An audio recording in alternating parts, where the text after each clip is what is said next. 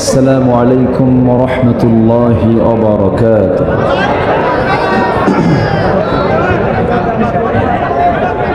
السلام عليكم ورحمة الله وبركاته.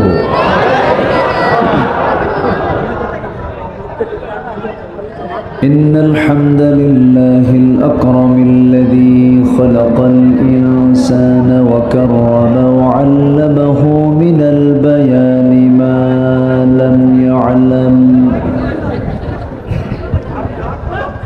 فسبحان الذي لا يحصى امتنانه باللسان ولا بالقلم.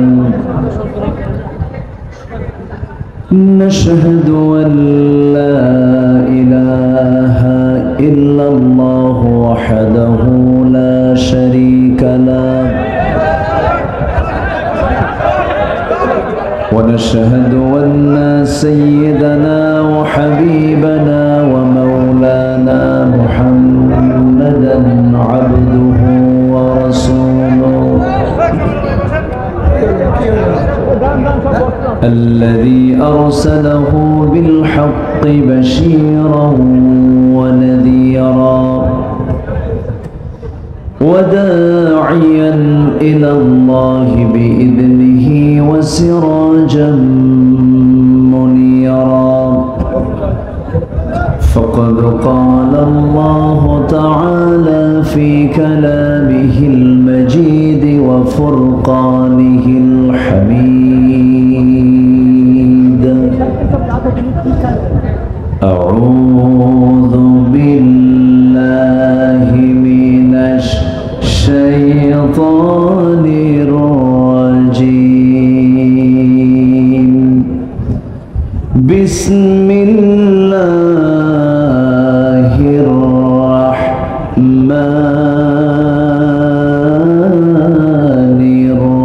الرحيم.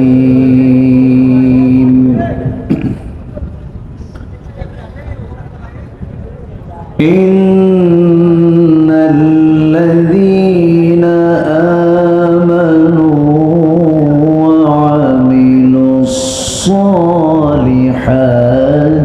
كانت لهم جنات الفردوس نزلا.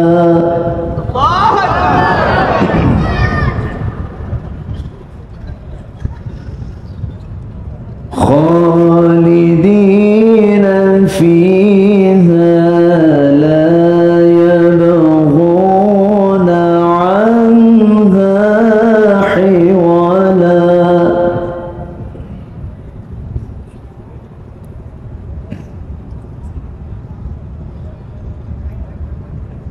قل لو كان البحر مدادا لكلمات ربي لنفد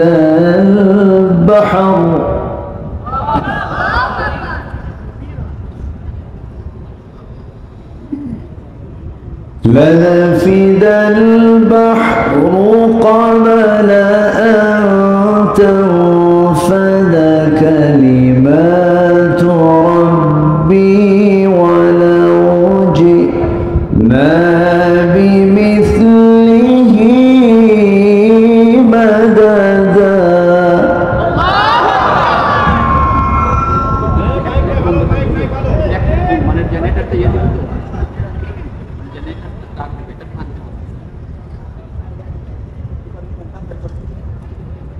قل إنما أنا بشر مثلكم يوحى إلي أنما إلهكم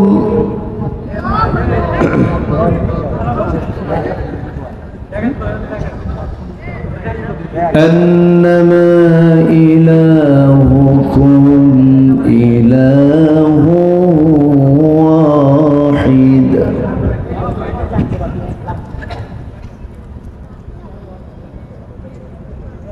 فمن كان يرجو لقاء لقاء ربه فليعمل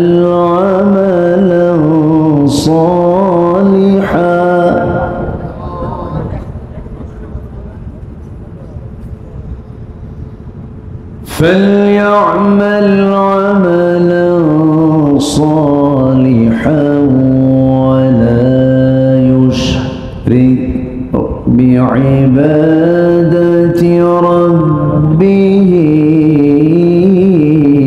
أحدا.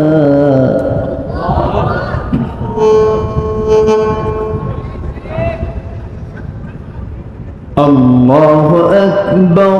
بسم الله الرحمن الرحيم.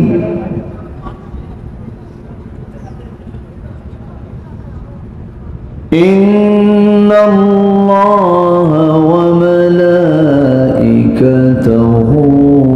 يصلون على النبي يا أيها الذين آمنوا صلوا عليه وسلموا تسليما. اللهم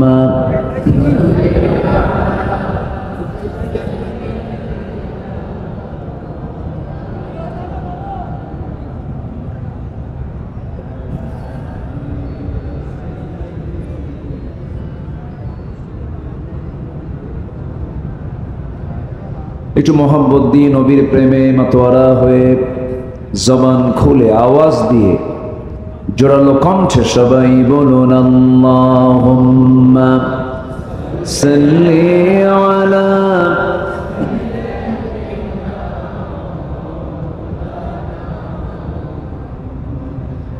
ওয়া আলা আলি।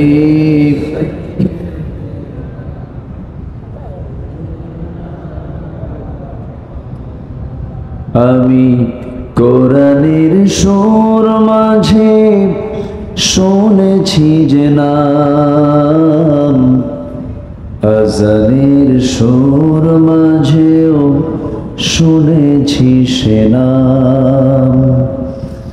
ও নাম শুনেছি আমি আমার হৃদয়। হে রাসূল নবীজি তোমায়, হে রাসূল নবীজি তোমায়। আল্লাহুম্মা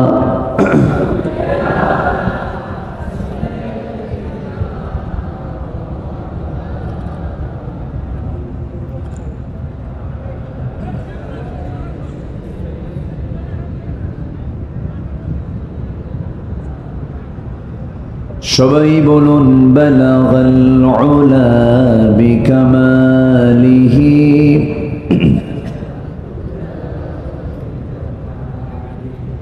হাসুনাত জামিউ খিসালিহি সাল্লু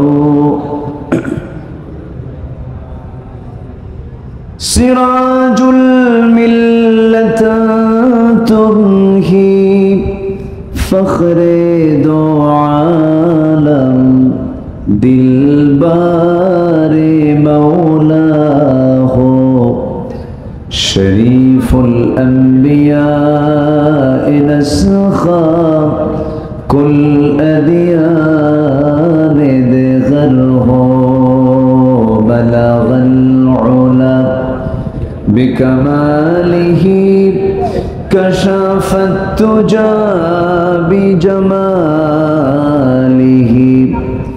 حسنت جميع خصاله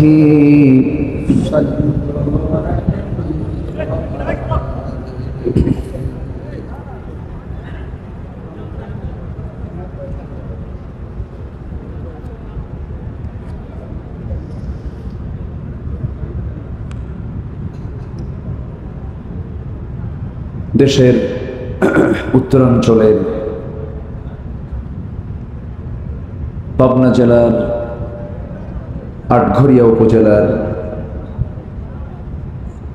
কদিম বগদি গোরস্থান মাহফিল পরিচালনা কমিটি কর্তৃক আয়োজিত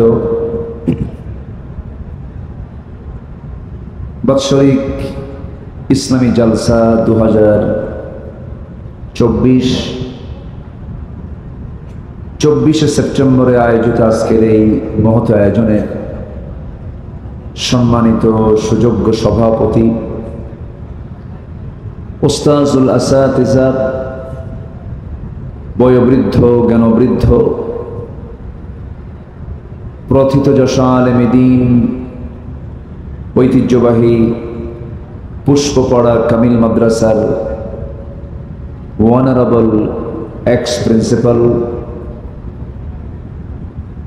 কদিম বগদি গোরস্থান কমিটির সুযোগ্য সভাপতি মুহতারাম মাওলানা আব্দুল হাই বাচ্চু সাহেব, আজকের মাহফিলের বরেণ্য পরিচালক জনাব জিল্লুর রহমান, তত্ত্বাবধায়ক জনাব আতাউর রহমান রানা সাহেব, আমার বামে বসে আছেন নন্দিত আলেমে দ্বীন, ইসলামী আন্দোলনের অন্যতম সিপাহ সালার, অকুতভয় সৈনিক, নির্যাতিত মজলুম জননেতা জনাব মুহতারাম মাওলানা আব্দুর রহিম হাফিজাহুল্লাহ,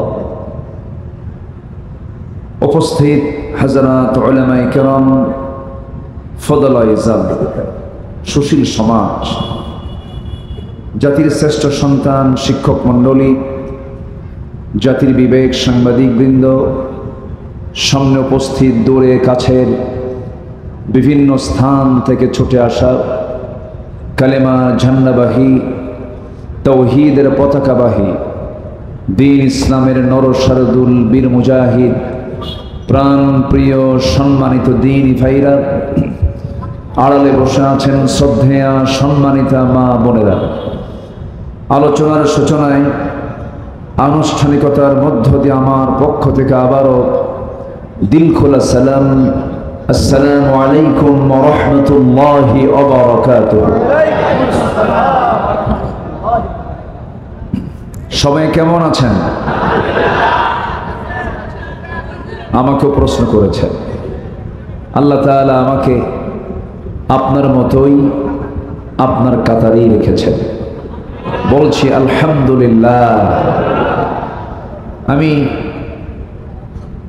জেনারেটর কর্তৃপক্ষকে বলবো, এই মেশিনটা কি বন্ধ রাখা যায় না? কিন্তু ভোল্টেজ তো নাই, কিন্তু কথা বলছে এখন দুজন, মেশিনও কথা কয় আমিও কথা কই, দুই আওয়াজে একটা সৌন্দর্যের পতন হয়ে যাচ্ছে, তো ঠিক তো কিছুই নাই। তো এই জন্য আমি চাচ্ছিলাম যে ওটাকে অফ রাখলেই ভালো হয়, আমার মনে হয় ঠিক হয়ে যাবে। আর মেশিনটা এখানে সেটিংটা এখানে করা ঠিক হয়নি, এটা দরকার ছিল কোনো একটা ওয়ালের পাশে দূরে, যেন শ্রোতা এবং বক্তার কানে যেন মেশিনের যেন কোনো আওয়াজ না আসে। এটা খুব গুরুত্বপূর্ণ লক্ষণীয় একটা দিক ছিল, এটা একটু খেয়াল করেন। হ্যাঁ, একটু খেয়াল করে আমার মনে হয়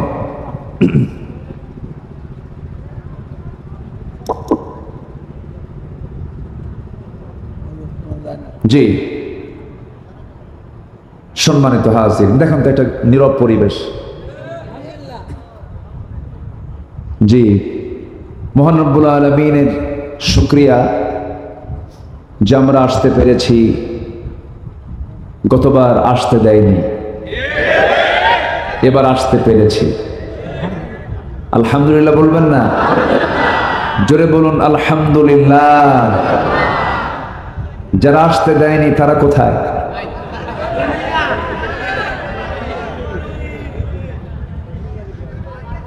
সম্মানিত ভাই বন্ধুগণ, ফেরাউন বেঁচে ছিল 1600 বছর, আর আমার দেশের ফেরাউন বেঁচে ছিল 16 বছর। ঠিক আছে না? তো কত 1600 বছর কোথায়, আর মাত্র 16 বছর আমরা অস্থির হয়ে পড়েছিলাম, খালি বলছিলাম মাতা নাসরুল্লাহ, মাতা নাসরুল্লাহ। অথচ 1600 বছর হায়াত পেয়েছিল ফেরাউন। তার জুলুম, তার অত্যাচার, 40,000 শিশুকে হত্যার মধ্য দিয়ে সে আল্লাহর পয়গম্বরের জন্ম ঠেকাতে চেয়েছিল, কিন্তু আল্লাহ তাআলার কি দৃষ্টান্ত! সেই শত্রুর ঘরে তিলে তিলে আল্লাহর পয়গম্বর মুসাকে আল্লাহ নিজে বড় করেছে। সে আল্লাহ না আছেন না নাই? আচ্ছা, তিনি সব পারেন। যাই হোক, বসতে পেরেছে জান্নাতের টুকরায়, কালিমাত শুকর আদায় করি, বলি আলহামদুলিল্লাহ। চিৎকার মেরে বলছে আল্লাহুম্মা ইন্নী আসআলুকা আল হুদা ওয়াত তুকা ওয়াল আফাফা ওয়াল গিনা। সবাই বলি আল্লাহুম্মা আইন্নি আলা যিকরিকা ওয়া শুকরিকা ওয়া হুসনি ইবাদাতিকা।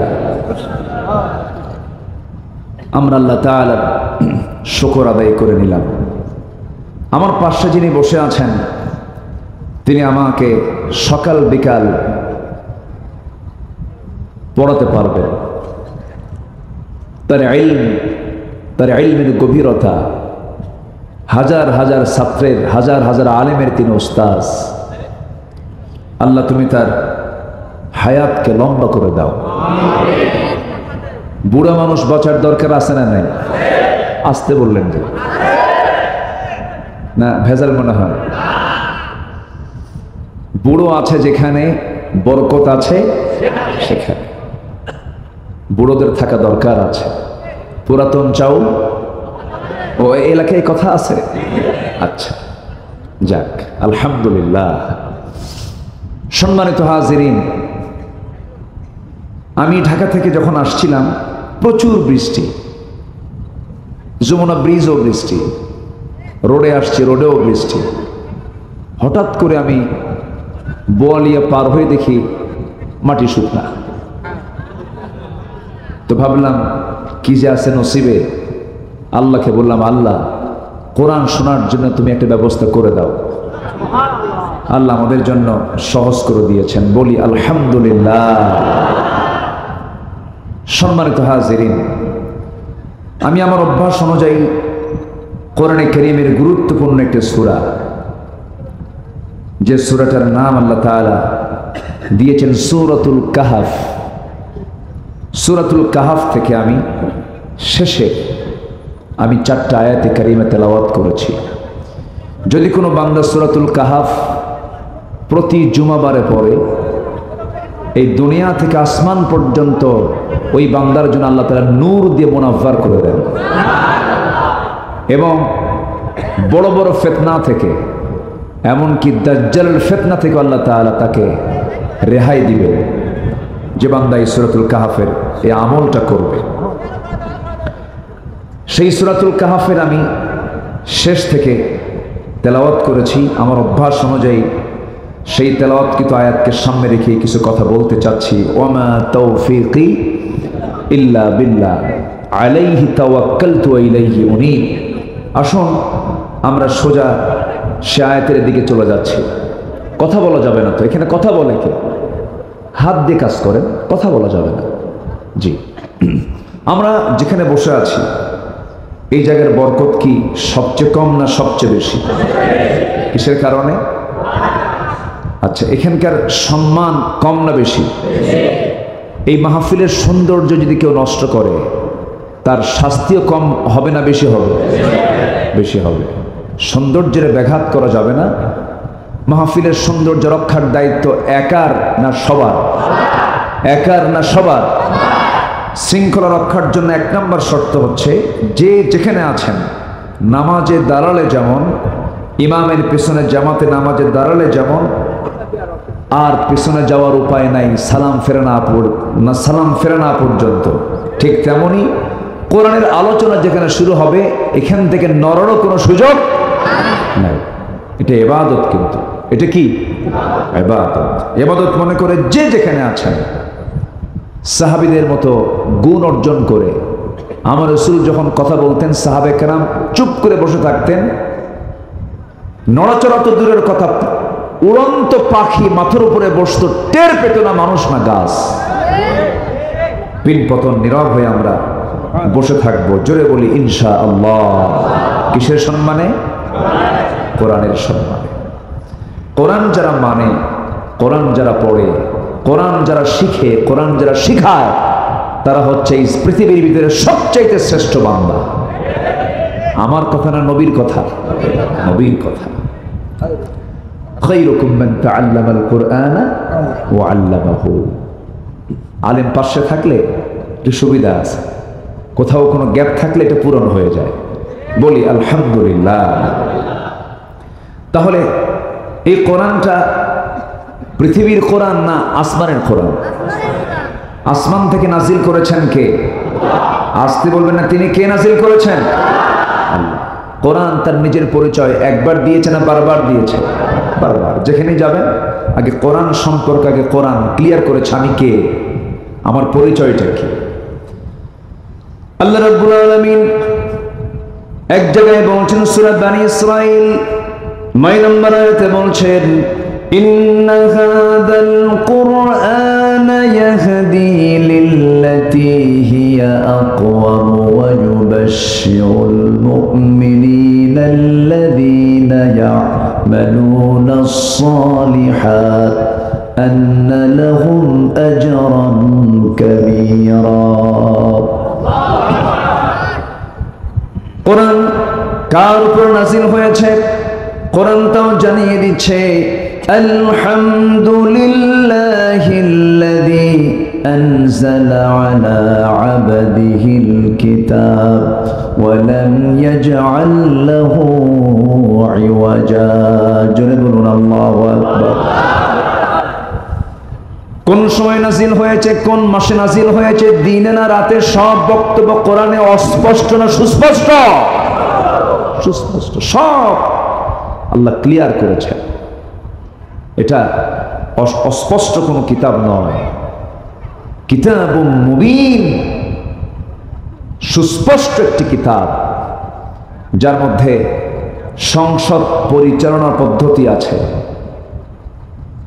গণভবন চলবে কেমনে, বঙ্গভবন চলবে কেমনে, সচিবালয় চলবে কেমনে, আইন বিভাগ চলবে কেমনে, বিচার বিভাগ চলবে কেমনে, ফৌজদারি দণ্ডবিধি সহ সকল বিধির উপস্থিতি কোরআনে আছে না নাই? কিন্তু কোরআনকে এইরকম করে মানতে চায় না এমন মুসলিম নাম ধরে আমার দেশে আছে না নাই? কোরআনকে মানতে চাই ধর্মীয় কিতাব। কোরআন থাকবে মসজিদে, কোরআন থাকবে মাদ্রাসায়, কোরআন থাকবে খানকায়, কোরআন থাকবে দরবারে। কোরআন কেন পার্লামেন্টে আসবে? এমন চেতনার আধুনিক, ওরা আধুনিক মুসলিম বলে, ওরা আবার কি মুসলিম বলে? আধুনিক মুসলিম, মডার্ন মুসলিম। তাহলে ওদের চিন্তা হলো কোরআনটাকে তারা একটা নির্দিষ্ট গণ্ডিতে রাখতে চায়। কোরআন কি এক জায়গায় না সব জায়গায়? কোরআন ছাড়া যেখানেই চলবে সেখানেই অপূর্ণতা পেয়ে বসবে, আর কোরআন যেখানে থাকবে সেখানেই পূর্ণতা চলে আসবে। যেরকম সুবহানাল্লাহ। কোরআন আছে যেখানে, রহমত আছে সেখানে। কোরআন নাই যেখানে, গজব আছে সেখানে। আমরা তো গজবের মধ্যেই ছিলাম 16 বছর। কোরআন ছিল? আসলে কোরআন ছিল? ছিল না। আমাদেরকে কত কি বলা হলো, আমরা নাকি পালাই। আলেমরা কই পালায়? 2009 সালে আমার জীবনের প্রথম হজের সফর, 2009 সাল প্রথমবার আমি হজে যাই। ওই বছরই জীবনের শেষ হজ সম্পূর্ণ করেন মরহুম শহীদ আল্লামা দেলোয়ার হোসেন সঈদ রাহিমাহুল্লাহ। ওনার জীবনের শেষ হজ আমার জীবনের প্রথম হজ। সেই হজের সফরে আল্লামা হুজুরকে বলা হলো দেশের ট্রাইব্যুনাল গঠন হচ্ছে, মামলা প্রস্তুত হচ্ছে, তো আপনার তো না গেলেও চলবে, আপনি এখানে নাগরিকত্ব পেয়ে যাবেন, বহু দেশ আপনাকে চাবে, আপনি যদি আশ্রয় চান রাজনৈতিক আশ্রয় নিতে পারবেন। উনি বলে ফেললেন, আমার দল, আমার দিনই ভাই, আমার কর্মী কষ্টে থাকবে আর আমি আরামে থাকবো, এটি কি হতে পারে? আমি আমার দেশকে ছাড়বো না, আমি আমার আত্মীয় স্বজনকে ছাড়বো না, আমি আমার দলীয় কর্মীকে ছাড়বো না, আমার নেতৃত্বকে আমি কখনো মাইনাস করতে পারবো না, প্রয়োজনে শহীদ হয়ে যাব, দেশ ছাড়বো না। উনি বলেছেন পালাবো না আমি। ফিরে এসেছেন। আলেমরা পালায়, পালায় কে? হাসিনা পালায়। পালাইছে না? পালাইছে কিনা বলেন, পালাইছে কিনা? যারা ওই দল করেন নিজের বিবেককে প্রশ্ন করে দেখেন, এই দুঃসময়ে আপনার নেতা কিন্তু, আপনার নেত্রী কিন্তু ঠিকই মুরগির রান খাচ্ছে। আপনার নেত্রী আপনাকে বিপদে ফেলে চলে গেছে, কিন্তু ইসলামের নেতৃত্বে তা নাই। ইসলামী নেতৃত্বে নেতাই বেশি বিপদে পড়ে, কর্মীকে নেতা নিরাপদে রাখে। এটাই হচ্ছে বাতিল নেতৃত্ব এবং হক নেতৃত্বের তফাৎ। উহুদের ময়দানে আমার নবীজি কম মার খেয়েছেন না বেশি মার খেয়েছেন? বেশি। নেতা মার খাইছে কম না বেশি? বেশি। কষ্ট পাচ্ছেন নাকি আপনারা? হয়তো অনেকে ভাবছেন আপনি হুজুর ডিরেক্ট কথা বলছেন। এটা ডিরেক্ট না তো, এটা বাস্তব কথাই তো। 16টি বছর ধরে মঞ্চে যে পরিমাণ জুলুমগুলো করা হয়েছে, আমরা মঞ্চে উঠি, নেতাগুলো সব চেয়ার দখল করে কানে কানে বলে দিয়ে যায়, হুজুর থানায় বলে আসছে। আগে থানার হুমকি দেখায়, এরপরে বলে হুজুর এমন ওয়াজ করবেন, সে ওয়াজটা হবে হলো আকাশে আর কবরের। দুনিয়ার কোনো ওয়াজ করতে পারবে না, দুনিয়া আমরা দেখে নেব, দুনিয়া দেখবে ওরা, আর আমাদের ডিপার্টমেন্ট হলো আকাশ আর কি মাটি। এরকম করে করে জুলুম নির্যাতন করা হয়েছে। 2010 সালে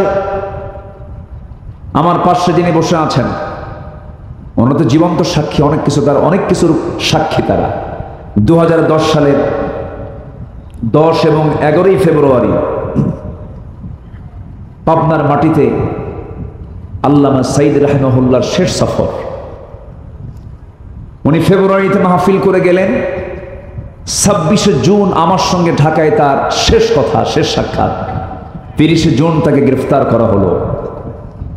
13টি বছর এই জাতিকে যদি তিনি কোরআনের আলোচনা উপহার দিতে পারতেন, জাতির চরিত্র আজকে কোথায় যেত?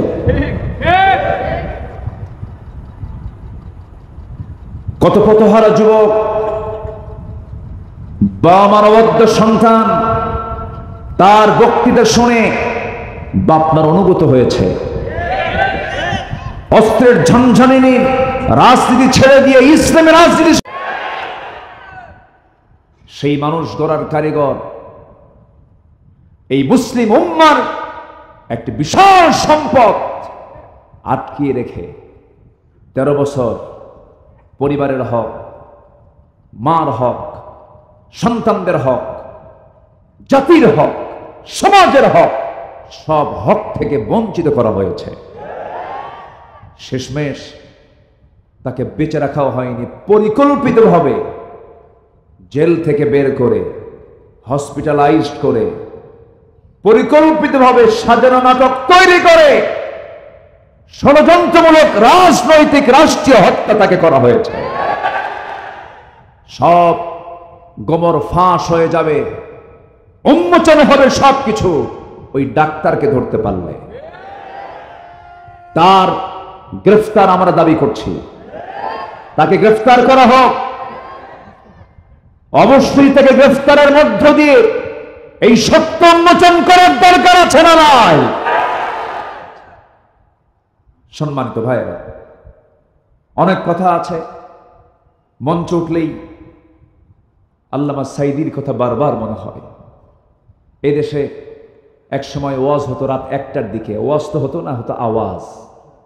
রাত 1টার দিকে আর ওয়াজ হয়? হয় হলো আওয়াজ, আলোচনা হয় না, হয় আলু ছানা, বাবার কাহিনী, দাদার কাহিনী, বিভিন্ন ওয়াজ টস কইরা, লাইলি মজনুর কাহিনী কইরা ঘন্টার পর ঘন্টা চলে যেত। সেটাকে সংস্কার করে আল্লামা সাইদি কোরআনের তাফসীর কেমন করে করতে হয় তার বাস্তব প্রমাণ তিনি দেখিয়েছেন এই বাংলার জন্য। বলি আলহামদুলিল্লাহ। আল্লাহ তুমি তার কবরটাকে জান্নাতের টুকরা বানিয়ে দাও। জোরে বলি আল্লাহুম্মা আমিন। 2010 সালে তার শেষ সফর। 11তে আল্লাহ তাআলা এই অধম, এই নগণ্য, যোগ্যতা নাই এই নগণ্য গোলামকে আমান ট্রাস্টে আল্লাহ তাআলা কবুল করলেন। আসলাম আপনাদের আমান ট্রাস্টে। 11 দারুল আমান ট্রাস্ট, 11, 2011, 12, 13, 14, 4 বছর, 3, 4, 12টা পর্বে। সকালে মহিলা সমাবেশ, 2 দিন রাতের মাহফিল। এই মাহফিলটা আল্লাহ তাআলা আমাকে দিয়ে করালেন। 14 সালের শেষের দিকে মাহফিলে হামলা করা হলো। একটা মাহফিলে অস্ত্রের ঝনঝনানি প্রকাশ হলো, আমাকে লক্ষ্য করে গুলিও ছোড়া হলো। শেষমেশ আমাকে হামলা করলো, মঞ্চে আগুন ধরাইয়া দিল। শেষে আমি শুনি 3 দিন পর আমি হলাম 1 নম্বর আসামি। কোথায় তারা? আজকে পাবনার সেই সন্ত্রাসীগুলো কোথায়? ঠিক কিনা?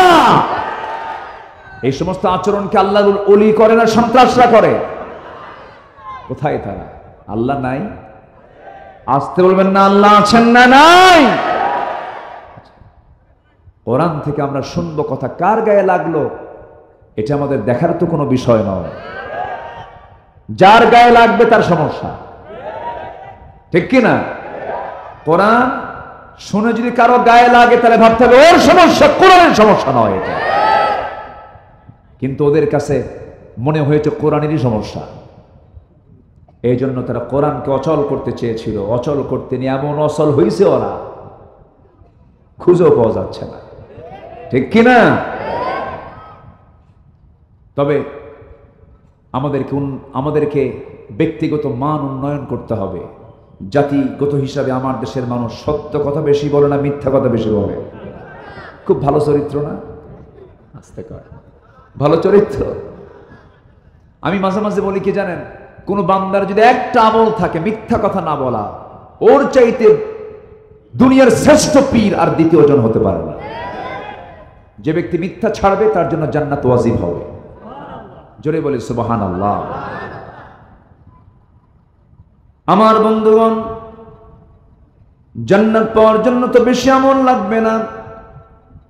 একটা আয়াতে আমাকে আপনাকে জান্নাতে নিয়ে চলে যাবে। সে আয়াতটা আমি তেলাওয়াত দিয়ে শুরু করেছি, একটু কান লাগাবেন, মনোযোগ দিয়ে শুনবেন, ইবাদত মনে করে সবাই বসবেন, দাঁড়ায়া থাকবেন। আল্লাহ রাব্বুল আলামিন বলেন, ইন্নাল্লাযীনা আমানু ওয়া আমিলুস সালিহাতি কানাত লাহুম জান্নাতুল ফিরদাউসি নুজুলা খালিদিনা ফিহা লা ইয়াবগুনা আনহা হিওয়ালা।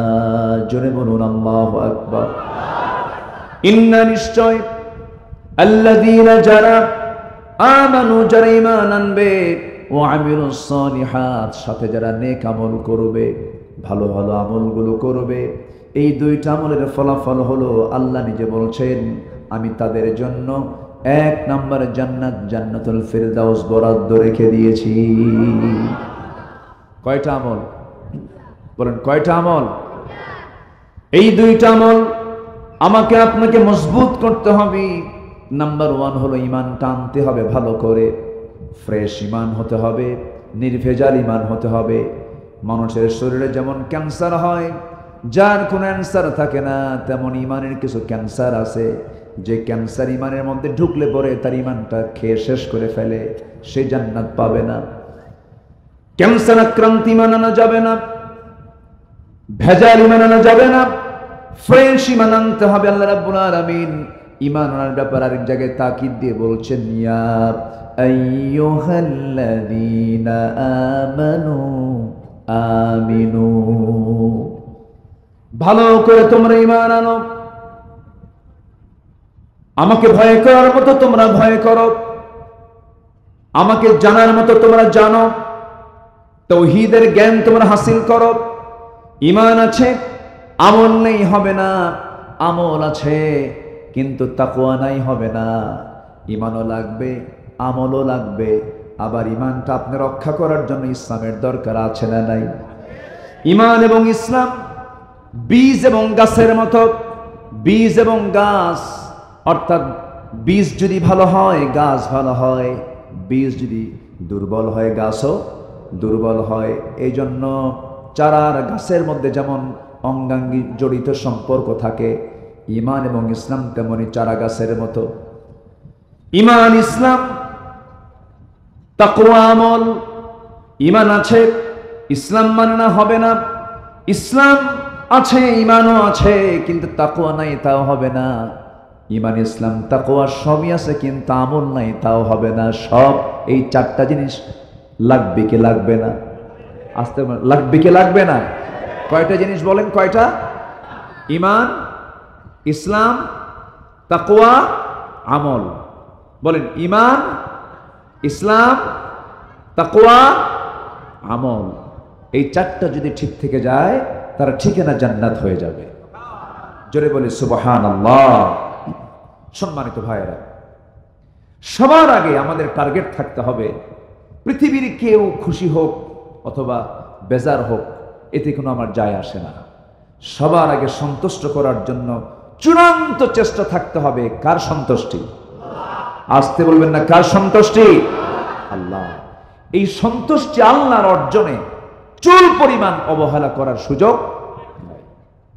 আল্লাহকে সন্তুষ্ট করার চেষ্টা করতে হবে সব সময়ের জন্য। আল্লাহ সবচেয়ে বেশি খুশি হন যখন বান্দা তার দিকে এগুতে থাকে। যেরকম সুবহানাল্লাহ।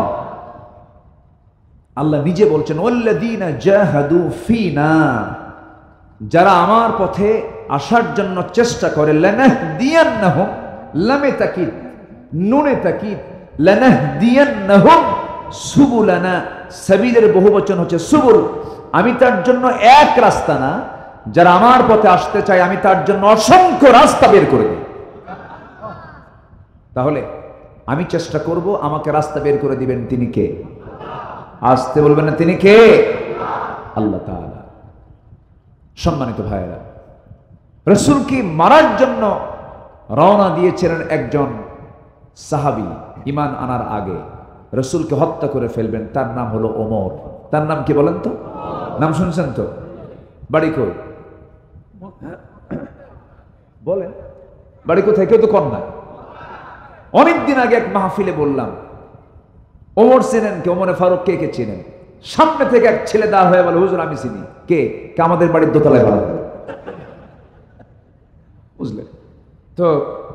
এই ওমর সেই ওমর না, যে ওমর রাসূলকে মারার জন্য গেছেন। খাত্তাবের ছেলে উমর ইবনুল খাত্তাব রাদিয়াল্লাহু তাআলা আনহু রাসূলকে মারার জন্য রওনা দিয়েছেন।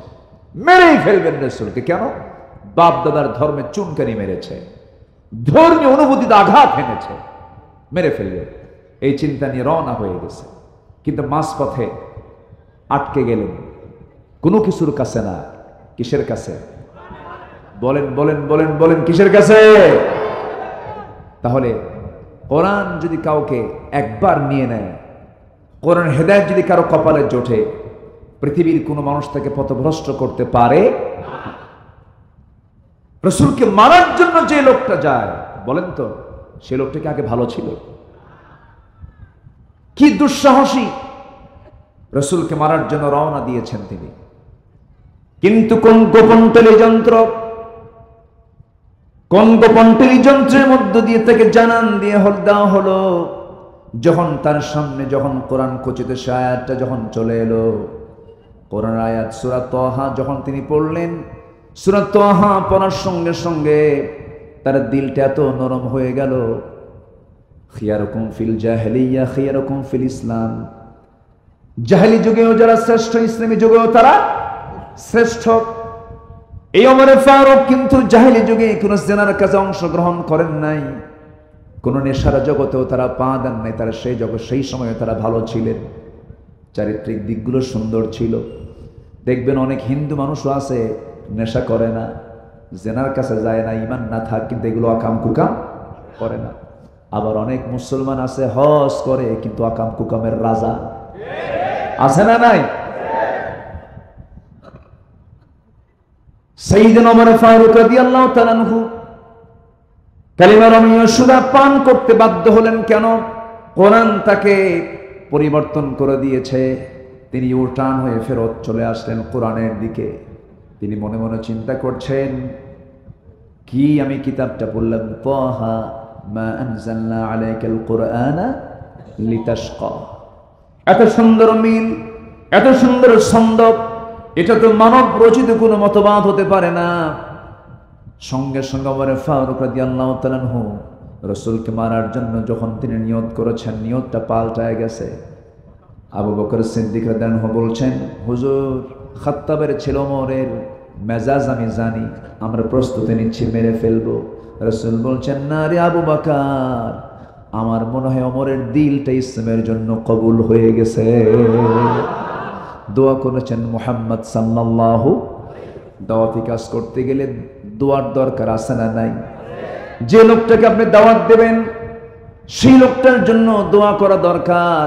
আমরা এখন একটা পরিবেশ পেয়েছি, এখন সবচেয়ে বড় কাজ হলো দাওয়াতি কাজ করা।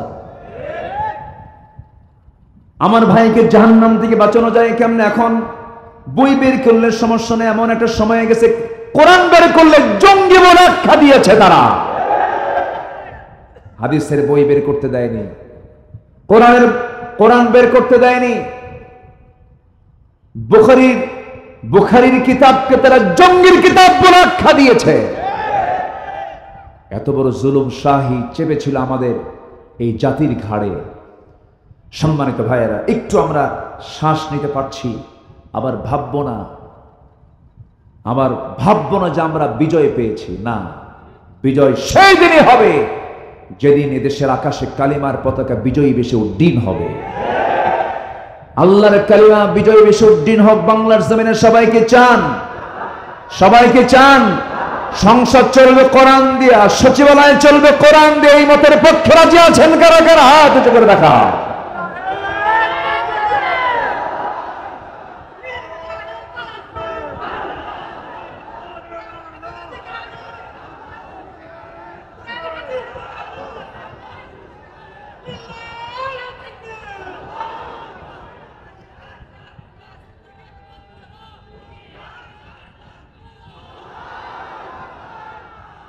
হাত নামা। এ কি সাবধান, ওরা নাই তো, স্লোগান পাল্টাতে হবে। কি সাবধান আছে নাকি? সাবধান কই থাকলে তো সাবধান হবে। ওরা আছে, সাবধান কি আবার? থাকুক, ওদেরকে আমরা দাওয়াত দেবো এখন, ঠিক আছে না? বুকে টেনে নেব আমরা। আসো, তাআলাউ ইলা কালিমাতিন সাওয়াইন বাইনানা ওয়া বাইনাকুম। আসো। আমার নবীজি মক্কা বিজয় করলেন, বললেন সবাইকে মাফ করলাম, 17 জনকে মাফ করা যাবে না। আমার দেশেও এরকম কিছু তালিকা আছে, মাফ হবে না, ঠিক কিনা? মাফ হবে না। আত্মস্বীকৃত নাস্তিক আছে না নাই? শাতিমে রাসূল আছে না নাই? আছে না নাই? ওদের মাফ করলেও গুনাহ হবে, ওদের মাফ করা যাবে, মাফ করার ইখতিয়ার আমাদের, মাফ হবে না ওদের।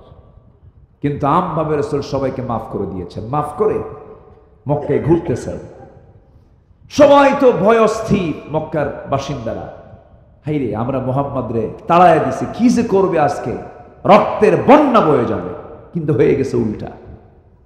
আমার নবী যে মক্কায় ঢুকি, তিনি নিজের পরিচয় গোপন করে ফেলেছেন। এক বুড়ি মহিলাকে দেখেন ছটফট করতেছে, একটা টোপলা নিয়ে মাথায় খালি দৌড়াচ্ছে।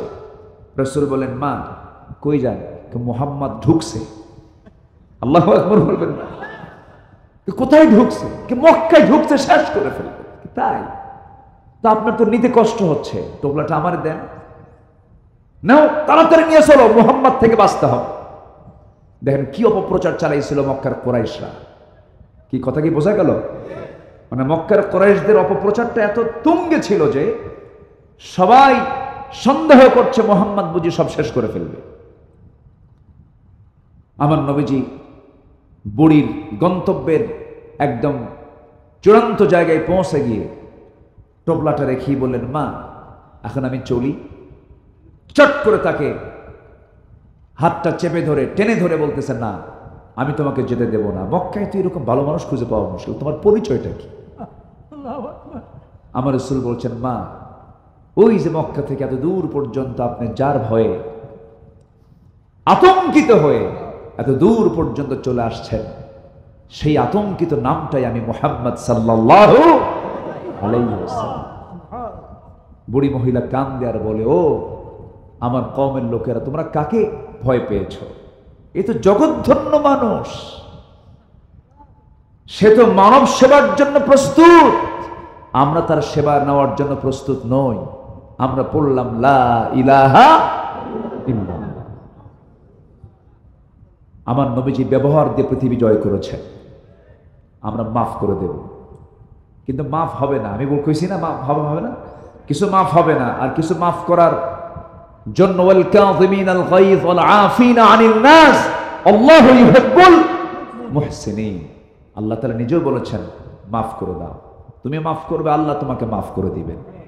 আমরা কালিমার দাওয়াত দেব, এখন কম করো না, বেশি করে। গ্রামে গ্রামে তালিকা করব, কাকে কাকে দাওয়াত দেওয়া দরকার, কাকে কাকে নতুন করে কালিমা পড়ান দরকার, ঠিক কিনা বলেন? আগে তো কালিমা ছিল একরকম, ওদের কালিমা ভিন্ন ছিল। তো মঞ্চ উঠেই বলতো, আমি স্মরণ করছি কি আল্লাহর নাম তো নাই। সেই নেতার ভাস্কর্যগুলো প্রত্যেকটা মোড়ে মোড়ে লাগানো ছিল। শত শত কোটি টাকা খরচ করে এই মুরালগুলো, এই ভাস্কর্যগুলো বানানো হয়েছে। বাপের টাকা না জনগণের টাকা? আমার নবীজির কোনো ভাস্কর্য আছে? দাম তো নাই রাসূলের। আজ থেকে আছে না নাই? আমার নবীজির একটা ছবি কি আছে দুনিয়াতে কোথাও? দাম কমছে?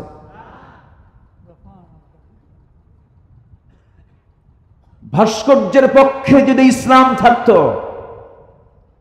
মূর্তি টাঙানো, মূর্তি উঠানো, মূর্তি লাগানোর পক্ষে যদি ইসলাম থাকতো, অন্তত একটা নবীর মূর্তি দুনিয়াতে থাকতো।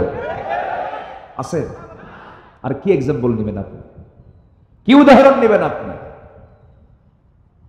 সেই ভাস্কর্য ভাঙতেছে পরের দিন 6 আগস্ট, একদম মাথায় চড়ছে একজন, বুঝলেন? মাথায়, একদম মাথার উপর চড়ে ভাঙছে।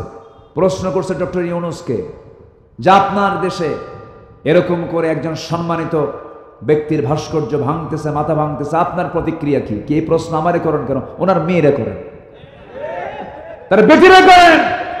এই পরিস্থিতির জন্য আমরা দায়ী নই, তার মেয়েটাই দায়ী। কথা ক্লিয়ার? কথা ক্লিয়ার? আমরা কথায় বিশ্বাসী হব না, আমরা কাজে বিশ্বাসী হব। জোরে বলি ইনশাআল্লাহ। 16 বছর শুধু শুনেছি কথা, কিন্তু কাজ পাইনি আমরা। এখন টের পাচ্ছি, এখন তো মিডিয়া সব ওপেন করে দিচ্ছে। কাজ কি পাইছি জাতি বুঝে গেছে। এমন সংসার, 18 লক্ষ কোটি টাকা ঋণ, এমন সংসার থুয়ে গেছে। কত লক্ষ কোটি টাকা? তার মধ্যে থেকে আবার নিজেরাই নিয়ে গেছে হলো 11 লক্ষ কোটি টাকা। দেশপ্রেমিক, হ্যাঁ, দেশপ্রেমিকের লক্ষণ এগুলো। শুধু পুকুর চুরি নয়, এরা সাগর চুরি করেছে, ঠিক কিনা? এরা সাগর চুরি করেছে। আমার বন্ধুগণ, আমি কি শেষ করে দেব নাকি? ওই যে কিছু পাগড়ি বাচ্চারা ও শিক্ষকের ডাক পড়ে গেছে, সাইক্লোন হলেও থাকবে না। যদি এখানে ঝড়ও শুরু হয়, যত কিছুই বলেন আপনি, থাকবে না। শিক্ষক যেখানে, ছাত্র, এটাই তো নেতৃত্ব, এটাই হচ্ছে জামাত। আল্লাহু আকবার বলেন, যেরকম আল্লাহু আকবার। ইমাম আছে যেখানে, মুসল্লি আছে, ওদের ফজরে উঠতে হবে। তার আগে যদি হাফেজ হয়, তাকে একটা সবক দিতে হবে, নতুন সবক মুখস্থ করতে হবে। কত সুন্দর সিস্টেম। আল্লাহ তুমি এদেরকে বড় আলেম বানাও।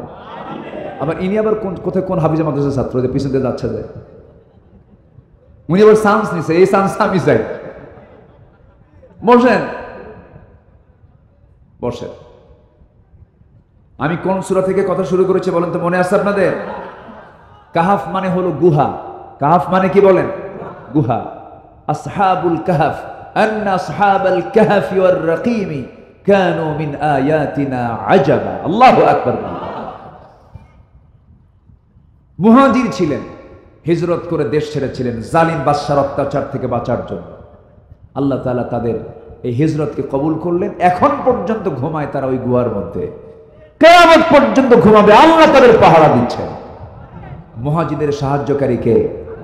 আসতে বলবেন, তিনি কে? আল্লাহ তাআলা। আমার বন্ধুগণ, দুইটা আমল আমরা করব, জান্নাত বুঝে নেব আল্লাহর কাছ থেকে। কিন্তু দুইটা আমলের মধ্যে গোটা জীবনের সমস্ত আমল জড়িত। ঈমান তেমন একটা বিষয়ের নাম, ঈমানটা কখন চিন্তাই হয়ে যায় বান্দা নিজেও টের পায় না। আমার দেশে এমন লোক আছে, এমন লোক আছে আমার দেশে খুঁজে পাওয়া যাবে, নামই হলো ঈমান আলী। আছে না? নাম কি? ঈমান আলী। মুহাম্মদ ঈমান আলী। দেখেন কতগুলো নাম। মুহাম্মদ একটা নাম, ঈমান আবার আলী। মুহাম্মদ ঈমান আলী, এত সুন্দর নাম, কিন্তু ফজর পড়ে না, নাম রাখছে ঈমান আলী। বাবা অনেক শখ করে নাম ঈমান আলী রাখছে, কিন্তু নামাজ পড়ে নাই ফজর। নাম হলো রমজান আলী, দুপুরবেলা ভাত খায়। নাম কি? রমজান আলী। নাম হলো বাদশা মিয়া, ভিক্ষা করে। নাম বাদশা মিয়া, কি করে? নাম হলো খোকা মিয়া, বয়স 80 বছর, বুড়ো হয়ে গেছে। বুড়া মিয়া না হয়, তার নাম কি হয়েছে? খোকা মিয়া। নাম হলো আতর আলী, পকেটে গাজার গন্ধ। নাম কি? আতর আলী। এই নাম দিয়ে জান্নাত পাওয়া যাবে না, গুণ দিয়ে জান্নাত পেতে হবে। ঈমান এনেছি বললেই শুধু হবে না। আল্লাহ রাব্বুল আলামিন বলছেন, আহাসিবান নাস আইয়ুতরাকু আইয়াকুলু আমান্না ওয়া হুম লা ইফতানুন।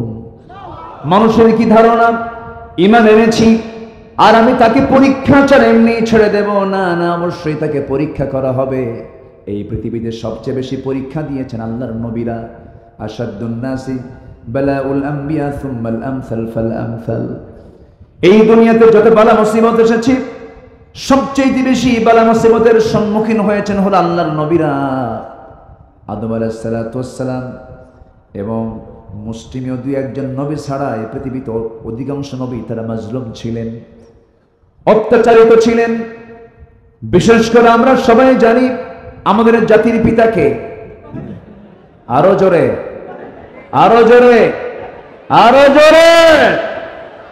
ভুল যেন আর না হয়।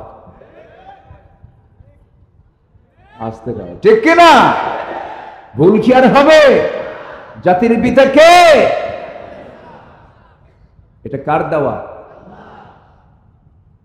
সম্মানিত ভাইয়েরা, সূরাতুল হজ একদম লাস্ট আয়াত, সূরাতুল হজের শেষ আয়াত। মিল্লাতা আবিকুম ইব্রাহিম হুয়া সাম্মাকুমুল মুসলিমিন। মিল্লাত মানে জাতি, আবুদ মানে পিতা, কুম মানে তোমাদের। একদম শাব্দিক অর্থ বলছি, কিন্তু কোন ভাবার্থ না। মিল্লাত মানে নেশন, পিতা, আবুদ মানে জাতি, আর আবুদ মানে হলো ফাদার, আর কুম মানে তোমাদের। তোমাদের জাতির পিতা কে? আরো জোরে, আরো জোরে। এটা কার দেওয়া? কার দেওয়া? অতএব কারো চাপিয়ে দেওয়া কোনো কিছু আমরা মানি না। আমাদের জাতির পিতা হচ্ছেন ইব্রাহিম আলাইহিস সালাতু ওয়াস সালাম। সম্মানিত ভাইয়েরা, এই নবীর জীবনে পরীক্ষা একটা দুইটা, ঈমান এনেছেন সবার আগে তার মানে এই ঈমানের ফলাফল প্রকাশ পেয়েছে। কি হয় ঈমান আনলে কি হতে পারে, সবার আগে প্রতিক্রিয়ার সৃষ্টি হয়েছে ফ্যামিলি থেকে, পরিবার থেকে। বাপ কয় তুমি কি বলো এগুলো, তুমি কোন রবের দিকে ডাকো তুমি? না ইব্রাহিম আমার এগুলো পছন্দ হচ্ছে না। বাপ মূর্তি বানায়, বাপ মূর্তি কি করে বানায়, আর ছেলে মূর্তি ভাঙে। তাহলে বলেন তো বাপ এক জগতে, ছেলে আরেক জগতে। তাহলে ঈমান আনলে পরিবারের মধ্যেও মতপার্থক্য হওয়ার সম্ভাবনা আমার জাতির পিতার মধ্যে যেহেতু ছিল, সম্ভাবনা আমরা তার সন্তান আছে না নাই? আচ্ছা, একদিন অনেকগুলো মূর্তি মাটি দিয়ে বানায়া রোদে শুকাইয়া রাখছে, বাজারে গিয়ে মূর্তিগুলো বেচবে, রব বিক্রি। এমন রব বেচে খায়। কি কথা কি বুঝতেছেন? মানে এমন রব কি করে খায়? বেচে খায়। তো মূর্তিগুলো বানায়া বলল বাবা এই ঝুড়িতে করে তুমি নিয়ে আসো, তোমার গায়ে শক্তি বেশি, বাজারে বিক্রি করো। ইব্রাহিম আলাইহিস সালাতু ওয়াস সালাম মূর্তিগুলো ঝুড়িতে নিলেন। রাগ এমন উঠছে ওনার, মানে রাগ আর সহ্য করতে পারেন না। সবগুলো মূর্তির মাথা ভাঙছে, মটকা ভাঙছে। মটকা ভেঙে ঝুড়িতে করে নিয়ে চলে গেছে বাবার সামনে, নিয়ে রাখছে। দেখেছে একটার মাথাও ঠিক নাই। বাপ বলে বাজান এগুলো কোনো কাজ হলো? সবগুলো মূর্তির মাথা ভাঙছ, আমি মূর্তিগুলো বিক্রি করবো কেমন? আব্বা আমার কোনো দোষ নাই। কেন?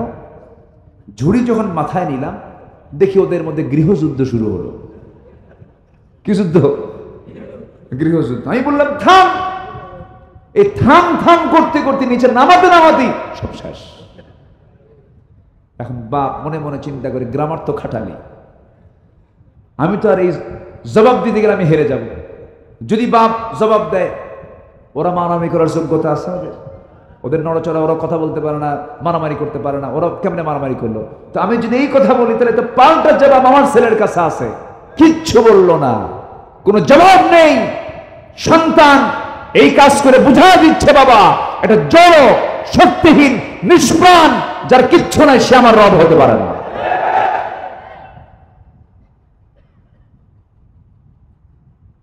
এর ফলাফল কি দাঁড়ালো? এর ফলাফল দাঁড়ালো হলো রাষ্ট্রীয়ভাবে তার বিরুদ্ধে আইন পাশ করা হলো। সে রাষ্ট্রীয় আইনে তাকে আইন পাশ করা হলো কি, তাকে জীবন্ত দোলনায় তুলে, তাকে শূন্য তুলে, সবার চোখের সামনে স্টেডিয়াম তৈরি করে লক্ষ লক্ষ জনতার সামনে আল্লাহর নবীকে তারা আগুনে ফেলবে আর তৃপ্তি নেবে, মজা নেবে।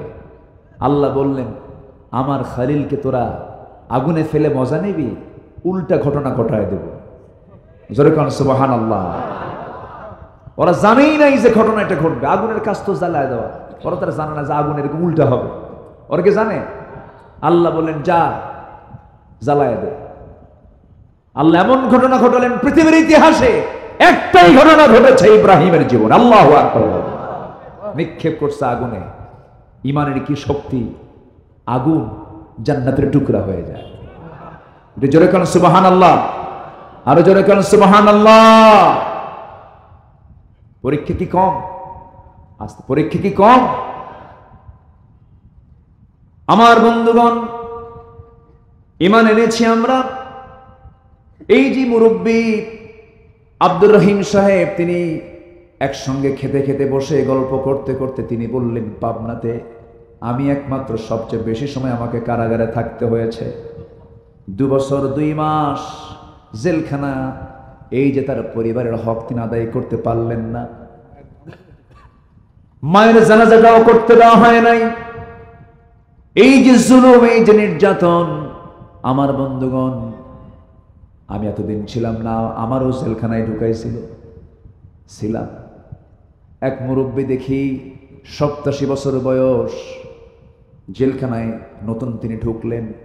আমাকে দেখে জড়িয়ে ধরে, বাবা আমার জেলখানায় ঢুকার দুঃখ নেই কেন? আপনারে পাইছি। দেখছেন কি কয়? বললাম কেন? আপনি যখন জেলে, এই তো আমার জেলখানা নেই, আমার তো ভালো জায়গা হয়ে গেছে। ও শুনুন, উনি ওয়াজ শুনলেন। বললাম, চাচা আপনার মামলা কি? বলে যে আমার মামলা হলো বিস্ফোরক। তো বললাম, চাচা বিস্ফোরকটা কি আপনি জানেন? আচ্ছা বাবা, আমি তো জানি না এটা আসলে বিস্ফোরকটা কি, এটা কি খাওয়ার জিনিস নাকি? বুড়া এই যে অত্যাচারগুলো, নির্যাতনগুলো যারা সহ্য করলেন, ইমানি হালাত যদি থাকে, ইমান যদি থাকে, অবশ্যই এটার যাজা দেওয়ার একমাত্র মালিক তিনি কে? আসতে বলবেন না, তিনি কে? আমরা পুরস্কার পৃথিবীর কারো কাছে চাই না, আমরা পুরস্কার চাই কার কাছে? আল্লাহ। আমার বন্ধুগণ, জেলখানার মধ্যে অত্যাচার আছে, আছে না নাই? সেখানেও কিন্তু আরাম নাই। ওর মধ্যে আবার সেল রাখছে, ওর মধ্যে আমার আলাদা টর্চার আছে। এরকম করে বহু অত্যাচারগুলো করা হয়েছে। আয়না ঘর তৈরি করেছিল তারা। আয়না ঘরের সবচেয়ে বড় দুইজন যারা সবচেয়ে বড় জুলুমের শিকার হয়েছেন, মীর কাসেম আলী, শহীদ মীর কাসেম আলী রাহিমাহুল্লাহর সন্তান ব্যারিস্টার আরমান। আমি গিয়েছিলাম দেখতে।